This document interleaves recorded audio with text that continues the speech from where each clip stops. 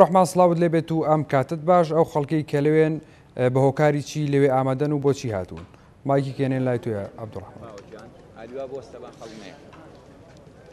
بەڵێ سڵاو لە ئێوە لە بینەرانی بەڕێز تەبەن ئێمە ئێستا لەسەر مەزاری ڕەوانشاد کاک نەوشیروان مستەفاین دوای ئەوەی کە بزوتنەوەی گۆڕان کەرنەڤاڵی خۆی ڕاگەیان بۆ بانگەشەی لیستی 148 بزوتنەوەی گۆڕان ئەو خەڵکە بە بەشێک لە بەشێکی زۆری هەڵسوڕاوان و کاندیدە بەڕێزەکانی بچنەوەی گۆڕان ئێستا هاتونتە سەر مەزاری ڕەوانشاد کاک نەوشیروان مستەفا. مش لێرەوە بە فرسەتی ئەزانم بەشێک لە ئەو کاندیدانەی کە لەسەر لیستی 148 خۆیان کاندید کردەوە بۆ پەرلەمانی کوردستان وەریان گرم کارنامەی ئەوان بزانین چییە.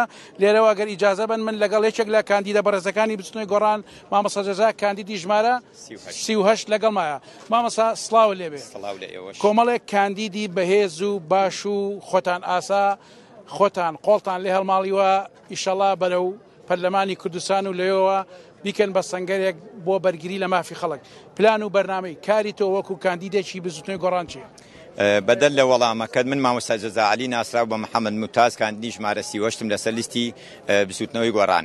بەدەل لە وەڵامی پرسیارەکەت ئێمە سەربەرزین بەوەی کە بزوتنەوەی گۆڕان خاوەنی سەرمایەیەکی مرۆییە سەرمایەکی معنەویە لەو هەموو مرۆڤە پاک و جوانەی کە هەیە کە داینەمۆی بەڕێوەبردنی ئەم بزوتنەوەیەن. بۆیە دڵنیام پشتمان لە پارەیە پشتمان لە سەروەتی مادیە بۆیە دڵنیام لە سەرکەوتنی لیستی 148 بزوتنەوەی گۆڕان ئیشەڵا پەنا بەخوا و بەهێزی ئەو جەماوەرە ئیشەڵا سەر دەکەین و لیستی 148 بزوتنەوەی گۆڕان سەر دەخەین. سەبارەت بە مەسائلی ئەوەی کە جەنابەت دەڵێ پڕۆژە من وەک مامۆستایەک 21 ساڵ ئەزمونم هەیە لە بواری پەروەردەیە و 14 ساڵ ئەزمونم هەیە لە بواری کارژێڕیە و خاوەنی دوو شەهادەم دبلۆم زایدەم بەکالۆرۆس.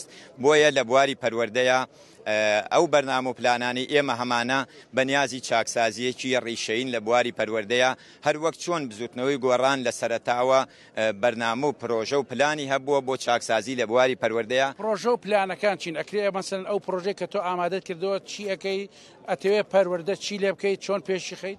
ئێمە لە دیارە لە کاری پەرلەمانی یەکێ لە کارەکانی دیارە دەرکردنی یاسایە یەکێ لەوانە چاودێریکردنی حکومەتە یەکێ لەوانە نوێنەرایەتیکردنی خەڵکە. بۆیە لە پێشینەی کارەکانمان من هەوڵ دەدەم ئەو یاسا کۆنەی کە هەیە لە ساڵی 90 دەرچووە بە نیسبەت وەزارەتی پەروەردەوە بتوانین وەکو دەستپێچێک هەمواری بکەینەوە ئەو یاسا کۆنە هەموار بکەینەوە بۆ بەرەو پێشچوونی بواری پەروەردە. خۆتان نەزانن بواری پەروەردە زۆر گرنگە تەواجدی هەیە لە هەموو ماڵێکە بۆیە ئەساسەن دەستبردن بۆ پەروەردە بەشێکە لە چاکسازی و بەشێکە لە چاکسازی ڕیشەیی و گشت ئەگرێتەوە. بۆیە ئەوە وەکو دەستپێکی یەکەممان. وەکو هەنگاوی دووەمان ئێمە بەنیازین کار بکەین لەسەر دروستکردنی هەلی کار و بۆ گەنجان و هەوڵ بین لە بواری کشتتوکاڵیە لە بواری گەشەپێدانی بواری کشتتوکاڵیان من وەکو کوڕەجووتیارێک لە ڕاستیە ئەو لەقەبەی کە جەنابەت باسی کرد ممتازەکە ئازایەتی خۆم نییە. ئەو ممتازە لە ڕاستیە باوکم کە جووتیار بووە تووتنەکەی دەرەجەی ممتازی بۆیە من بە شانازیە وەکو کوڕە جووتیارێک لە بواری کاری لە پێشینەی خۆم ێزانم لە بواری کشتتوکاڵە لە بواری کەرتی کشتتوکاڵیە کار بکەین بۆ پەرەپێدانی بواری. واتە جگە لە کەرتی پەروەردە کە جەنابەت وەکو پەیامێک هەڵگرتووە بژانەوەی کەرتی کشتتوکاڵی و ژێرخانی کەرتی کشتتوکاڵی و ئابووری و بژانەوەی گوندەکان پەیامێک یاخۆ بەرنمەیەکە لە یەکێک لە بەرنامەکە خاڵەکانی کارنامەی بزوتنەوەی گۆڕان بۆ ئەوەی کە چیتر ئێمە ئەوەی کە پێی ئەڵێن هەچیەک ئەڵێن لە دەرەوە بۆماندێ بۆمانێت. لە ڕاستیە کارنامەی بزوتنەوەی گۆڕان بۆ ئەم هەڵبژاردنە بۆ لیستی 148 پێک دێ لە 8 وەر و لە هەموو سێکتەرەکانە دیارە کۆمەڵی خاڵی هەیە و کۆمەڵی هەنگاوی هەیە. دیارە لە ئایندەیە ئێمە هەمومان کاری لەسەرەکەین هاوکات لەگەڵ پرۆژەکەی بزوتنەوەی گۆڕانە. ئێمەش وەکو لەسەر ئاستی تاک دیارە لە بوارەکەی خۆمانە لە بواری پسپۆڕی خۆمانە من بە دەرەجە یەکەم لە بواری پەروەردە و لە هەنگاوی دووەمە لەسەر کەرتی کشتتوکاڵ و پەرەپێدانی هەلی کار بۆ دروستکردنی هەلی کار بۆ گەنجان ئەوەش کارێکە و زائیدەن لە هەمووی گرنگتر زۆر گرنگە ئێمە کار بکەین بۆ سەروەرکردنی یاسا بۆ بژانەوەی دادگاکان بۆ ئەوەی بتوانین ئەو سەروەتە دزراوەی کە لە دەستی بەرپرسان و لە دەستی کۆمپانیا حیزبیەکانە هەیە بیسەنینەوە و بتوانین وەکو هەنگاوێک وەکو یەکێ لە ڕیفۆرمەکانی بزوتنەوەی گۆڕان ئەو کۆمەلگایە ڕزگار بکەین لە بنەماڵی بوون و تەوریسی بنەماڵە. بەڵێ سپاس بۆ مامۆستاجا کاندیدی ژمارە 38 لە لیستی 148 بزوتنەوەی گۆڕان. بەڵێ ئەوەی کە جێتان لێبوو یەکێک لە کاندیداکانی بزوتنەوەی گۆڕان بوو کە باسی کار و بەرنامەی خۆی کرد بۆ داهاتووی شەڵا کە بچێتە پەرلەمانی کوردستان. من یەمەوە سێدۆ لا ئێوە بڵێ. بەڵێ سپاس بۆ تۆ عەبدوڕەحمان، سپاس بۆ میوانەکەشت. بەڵێ دووبارە سڵاوتان لێبێ. ئێمە هەر لەسەر مەزاری ڕەوانشاد بەشێکی زۆر هاوڵاتیان و هەڵسوڕاوان و کاندیدان لێرن. من یەمەوە ئەچمەلای یەکێک لە کاندیدەکان بریندارەکانی حەڤەی شوباتە مەلاغەریب کاندیدی ژمارە 84 لێرە لەگەڵ مایە. سڵاو کاک مەلاغەریب، بە کورتی خۆت بناسێنە. من غەریب عەبدوڕەحمانم، ناسراوم بە مەلاغەریبی گەرمیان، کاندیدی ژمارە 84م لەسەر لیستی 148 بزوتنەوەی گۆڕان. پلان و بەرنامە چییە تۆ خۆدەچێکی لە بریندارەکانی حەڤەی شوبات؟ دەستخۆش زۆر سپاس. من سەرەتا بە ناوی خوای گەورە میهرەبان سڵاو و درود بۆ گیانی پاکی کاک نەوشیروان، سەرکردەی کاریەزما و ئازا و بوێری نەتەوەکەمان. من وەکو کاندیدێکە کاندید کراوم لەسەر لیستی بزوتنەوەی گۆڕان، هەوڵە دەم ئەوەی کە بتوانم ئەوەی کە پێم کرا بەو پەڕی تواناوە، بەو پەڕی ڕاستگۆیی و سەداقەتەوە، بەو پەڕی وەفاوە بتوانم داکۆکی لە مافەکانی مافەڕەواکانی گەلەکەم بکەم، گەلێکی بەشمەینەت، گەلێکی بەشخورا و گەلێکی زوڵم لێکراو. بەڕاستی من پێشەوەی کەشمە سەر بەرنامە و پرۆژەکەم لێرە لە کوردستانە دەسەڵاتێکی هێندە لەق و هێندە لەرزۆک و هێندە خراپ حکومی ئەم وڵاتە ئەکا تاک بە تاکی ئایلەکانی ئەم وڵاتەی ماندوو کردووە. پلان و بەرنامەکەت باسکە بۆ بینەران بابزانین ئێمە ئاشنای کار و بەرنامە و پرۆژەی تۆ بین.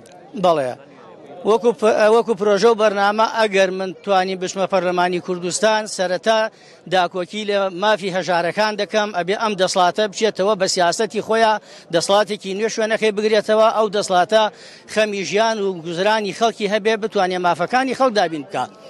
لە پاڵی ئەمانەشا من هەوڵە دەم سیستەماتیک لە وڵاتە پەیڕەو بکرێ، بتوانم هەموو کار و وەزێک لەم وڵاتە لەسەر ئەساسی بەرنامە، لەسەر ئەساسی فکر، لەسەر ئەساسی قانون و یاسا جێبەجێ بکرێ، نەک شەخسێکە کەی ویستی بڕیارێکیدا هەموو ملت هیلاک بکە، هەموو ملت بخاتە عەزابەوە، نانی خەڵک ببڕێ، پاشەکەوتی موچە بکە کە پاشەکەوت دواتە دزیکردن هەتا ئێستاکە ڕۆژە لە ڕۆژان نەمان بینی خاوەنی وعدی خۆیان بن کە تعدایەک و غەدرێکی زۆر لەو خەڵکە کراوە. ئەبێ ئەمە هیچ کەسێک زاتی ئەوە نەکە، هیچ شخصێک لەسەر و یاساوە نەبێ لێرە بتوانێت بە ئارەزووی خۆی بڕیار بدات و موچەی خەڵک ببڕێ و خەڵکی لاکە.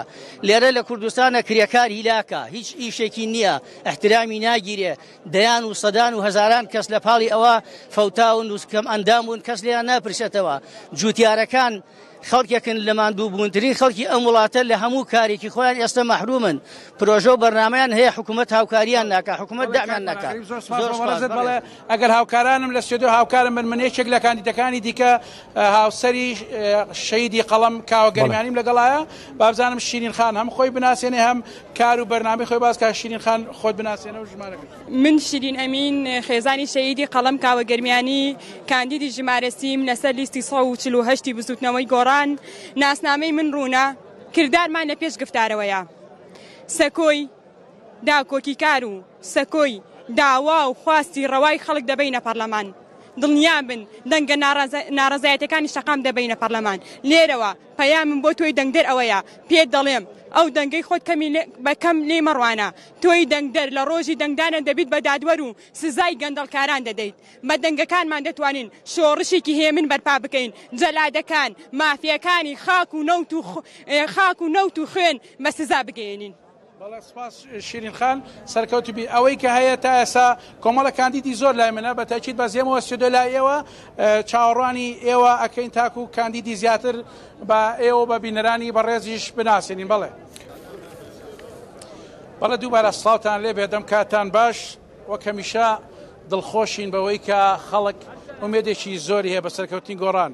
وەکو کاندیدەکان خۆیان هەمیشە پەیوەندی هەیە بەوەی کە خەڵک دەنگێکی باشەدا بە لیستی گۆڕان. من ئەوین جەلال عوزێری وەرئەگرم یەکێک لە کاندیدەکانی تری بزوتنەوەی گۆڕان کاندیدی ژمارە 21 خانم من ناوەکەتم و بەس تۆوەر خۆت بناسێنەوە. من ناوم ئەوین جەلال عەزیزە کاندیدی ژمارە 21م لەسەر لیستی 148 بزوتنەوەی گۆڕان. بەڵێ ئەکرێ باسی کار و بەرنامەی خۆتم بۆ بکەیت جگە لەو پرۆژانە یاخو لەو بەرنامانەی بزوتنەوەی گۆڕانیاتی بەیەوە تۆ وەکو کاندیدێک پشتیوان بەخوا کە بچیتە پەرلەمانی کوردستان کار و پرۆژەی تۆ چی ئەبێ چۆن نەتوانی بەرگری لە خەڵک بکەین؟ بەڵێ بێگومان ینی کار و پرۆژەکانی من لە چوارچەوەی کار و پرۆژەکانی بزوتنەوەی گۆڕانە چۆن هەوڵەیە لە ڕێگەی پەرلەمانەوە سیستەمی حکومڕانی ئەم وڵاتە بگۆڕێ بەڕاستی منیش وەکو کاندیدێک بۆ پەرلەمانی کوردستان کۆمەڵی پرۆژە و کاری خۆم هەیە یەکێک لەوانە سیستەمی گرنگیدان سیستەمی گۆڕانکاریە لە بواری پەروەردەدا و هەروەها سربەخۆیی دادگاکان کە ئەمە شتێکی زۆر گرنگە کە ئیمڕۆ پێویستە دادگاکان سربەخۆ بێ و متمانەی یاسایی بۆ خەڵک بۆ یاسا پسپۆرەکەت چییە؟ من لە ڕاوێژکاری یاساییم بەکالۆرسم هەیە لە یاسایە. بەڵێ دووەم تقریبا 6 پرۆژەم هەیە یەکێکی تر لەوانە پێویستە گرنگی بدرێ بە بیمەی کۆمەڵایەتی واتە کار بکەم بۆ بیمەی کۆمەڵایەتی بۆ ئەوەی تەواوی خەڵک سودمەند بێ یەکێکی تر لەوانە پێویستە هەوڵ بەم و کاریشی بۆ ئەەکەم لە پەرلەمانە دابینکردنی بیمەی کۆمەڵایەتی و لەگەڵ حسابکردنەوەی حسابی بانقیە کردنەوەی حسابی بانقی بۆ تەواوی هاوڵاتیان لەبەرەوە سودمەند بن لەو نەوتەی کە ئیمڕۆ لە کوردستانە ئەفرۆشرێ. گرنگیدان بە ڕێکخراوی خێرخوازیەکان ڕێکخراوە مەدەنیەکان و گرنگیدان بە کەرتی تەندروستی بە کەرتی کوشتتوکاڵی و بژانەوەی ئاودانکردنەوەی کوردستان بە سەوزای ببوورە ئەوین خان ئەگەر پرسیار بکەم تا چەند ئێوە ئێستا خەڵک ئومێدی بە گۆڕان ماوە کە ئێوە کاندیدن ئەچن ناو خەڵک پلان و بەرنامە و کاری خۆتان بۆ خەڵک باس کرد تا چەند خەڵک هەتا ئێساش ئومێدی لەسەر گۆڕان و گۆڕانکاری و ئاڵانی لەکەی گۆڕانەوە بەڵێ بێگومان ئێمڕۆ خەڵک ڕاستە لەوانەیە عاجزبوونێکی کەم هەبێ لە ناو خەڵکەوە بەڵام دیسان بەدیل نییە لەبەرەوە تاکە بەدیل هەر بزوتنەوەی گۆڕانە و بزوتنەوەی گۆڕان بزوتنەوەیەکی جەماوەریە و بە شێوەیەکی دیموکراسیانە بە شێوەیەکی مەدەنیانە کار بۆ ئەوە کا گۆڕانکاری لە سیستەمی حکومڕانی ئەم وڵاتە بکە کە هەر لە پایەکانی ئەم حکوومەتە بگری هەمووی سەقەتە و پێویستە ڕاست بکرێتەوە ئەمیش تەنها بزوتنەوەی گۆڕان بەڕاستی ئیمڕۆ بەدیلی ئەوەیە و پێویستە خەڵکان لێرەوە ئەڵێم هەموو کەس دەنگ بدەن دەنگ نەدان و بەشداری نەکردن لە هەڵبژاردنە واتە ڕەسامەند بێدەنگبوون واتە ڕەسامەندیە لەسەر ئەو وەزعی کە خەڵک تایە ئەژی پێویستە هەمومان بە هاوکاری بەڵێ ئەوەی کە جۆتانێ بۆ یەکێک پلان و بەرنامەی خۆی خستە ڕوو هەتا ئێستا خەڵک لێرە ئەوە تا لە سەرمەزاری ڕەوانشاد کاک نیشا مستەفا هاتوون بۆ سەرمەزارەکە و دڵخۆشیێکی وەکو پێشترتم دڵخۆشیەکەی بۆ سەرکەوتنی لیستی 148 بزوتنەوەی گۆڕان بەڵێ